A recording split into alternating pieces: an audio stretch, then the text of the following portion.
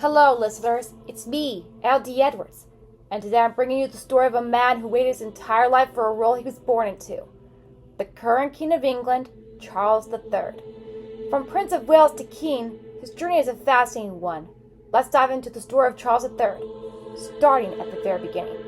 Charles Philip Arthur George was born on November 14, 1948 at Buckingham Palace in London, England. His mother, Elizabeth, was a princess at the time, and his grandfather, King George VI, ruled the United Kingdom.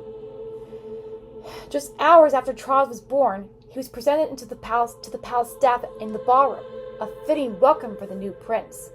At the age of 3, Charles' life changed forever when his mother became Queen Elizabeth II. As her oldest child, Charles was next in line for the throne.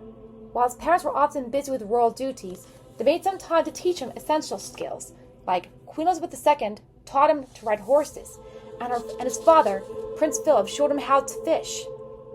However, much of Charles' upbringing was overseen by his grandmother and his nanny. Charles loved being outdoors, and he learned about trees and the wildflowers, and playing with his games with his own sister Anne. As a young boy, he was shy, and he was often teased for his prominent ears. So to toughen him up, his father sent him to the rigorous Gordon boarding school in Scotland. The conditions were very harsh there.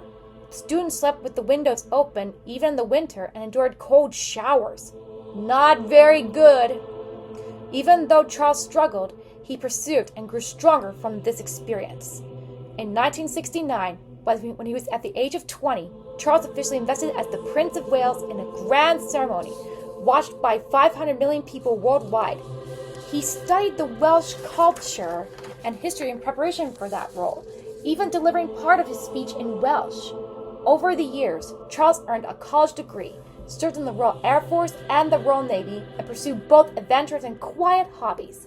Nicknamed Action Man by the press, he skied, windsurfed, and even played polo. But he also enjoyed painting, reading, and dancing. Charles founded the Prince's Trust to help young people build skills and find employment. Through concerts and fundraisers, he turned it into a significant charitable force. And as a royal, he met with world leaders and traveled extensively, all while advocating for causes like environmental conservation, sustainable farming, and better urban planning. His ideal village, Palmbury, became a model for green living. I guess his love for the nature was helping through. Then, in 1981, Charles married Diana Spencer in a fairy tale wedding watched by millions. They had 2 sons, Prince William and Prince Harry, but their marriage was far from perfect. Why? Well, not very good.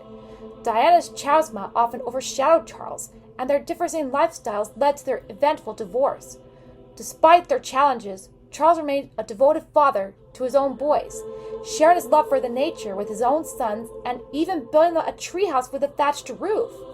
That is something to show to the boys about his love for nature, wouldn't you agree? Then, tragedy struck in 1997 when Princess Diana died in a car accident.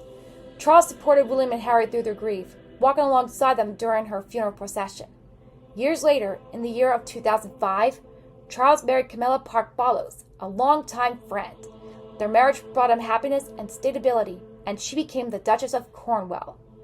As the Queen aged, Charles gradually took on more of her duties.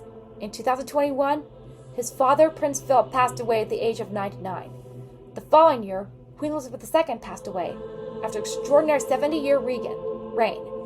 At the age of 73, Charles became the oldest person in British history to ascend to the throne. On May 6, 2023, which was 2 years ago, he was officially crowned King Charles III. And that's the story of King Charles III, a life shaped by duty, challenges, and perseverance. Not everyone may agree on how they feel about him, but his journey to the throne is undeniably historic. This is L.D.E. to remind you to stay tuned for more biography tales coming soon. Until next time, stay curious, stay inspired, and remember, the story continues. I hope you do well with all of your royal duties, Your Majesty, but I do hope that you'll be a great king, and maybe one day, when your time is up, you'll go join into the heavens with God.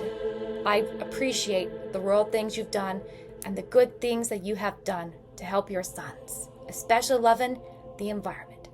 Thank you, Your Majesty.